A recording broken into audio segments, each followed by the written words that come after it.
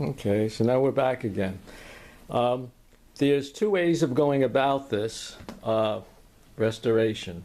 I can either coat the pneumatics with rubberization and brush the leather, and it will work, but it won't be quite like new, but it'll be good. But I can't guarantee it because the material is old and the leather compresses, and it will could start to leak. Because back in the early 70s, when I would do this to a piano from the 20s, which was about 50 years old at the time, the leather would leak later, and it didn't take too long, and the pneumatics would leak, and I had to rebuild the whole thing anyway.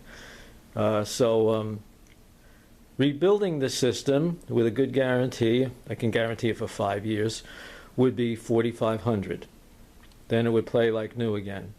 Otherwise, for $2,800, I can just brush all the leather and re-gap everything and re-rubberize all the bellows, but not recover them all. So you have $2,800 as opposed to $4,500.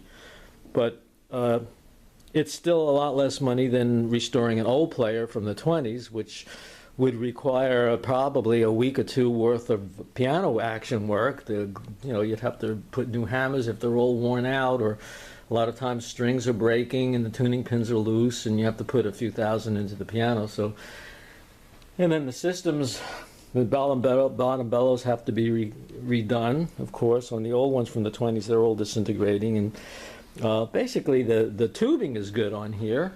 You know, if we're from the 20s, all those tubes here that you see there, let me zoom this in. Okay. All these tubes here would have to be replaced, and all the leather gaskets that go between the pieces of wood. You have leather on this thing you have a rubber. What is this? Cork gaskets.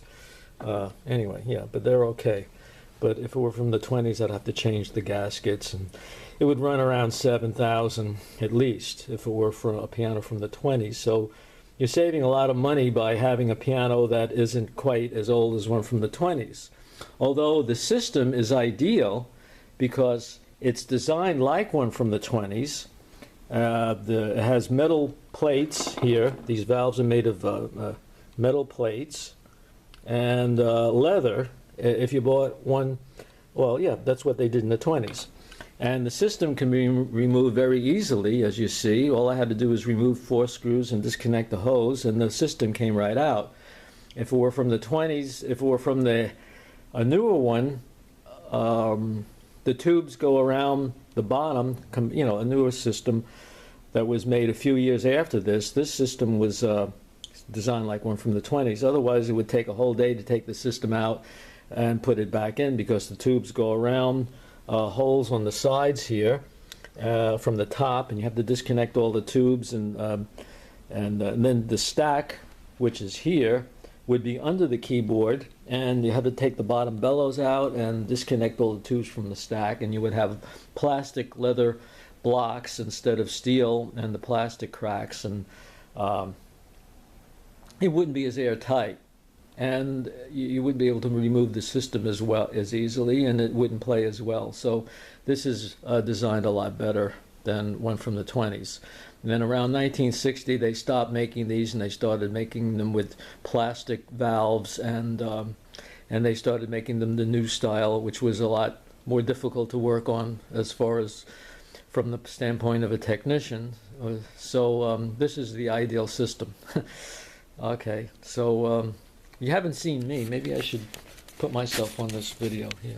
And what I'll do is I'll put, I don't know, maybe you can take a picture of me, huh? I'm not the world's greatest, but we'll give it a try. Yeah, well, just aim it. You can see here. You can see me through the, through this. Okay. All right, just to make sure that I'm in the picture. Mm-hmm. Okay, so now you see me, right? Mm-hmm. Okay. Anyway, the piano is in good shape. It doesn't need a lot of work. It just needs regulating and cleaning and tuning. And you could have it done for one price and then have the rest, I don't know, anyway. Yeah, I'll play it for...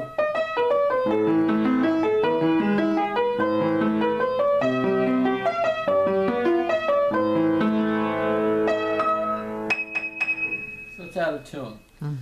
But otherwise, it's a Hardman Peck, which is a high-quality piano. After about 1960, they stopped. They used Aeolians made them, and which is a lower quality piano. So Hardman Peck is a good piano, and it's sounds. It would bass is still good. It doesn't have dead bass strings. But where an Aeolian, it wouldn't sound nearly as nice, and it probably would have loose tuning pins, and it would need a lot more work. But it's a high-quality piano, and the system is a high-quality system.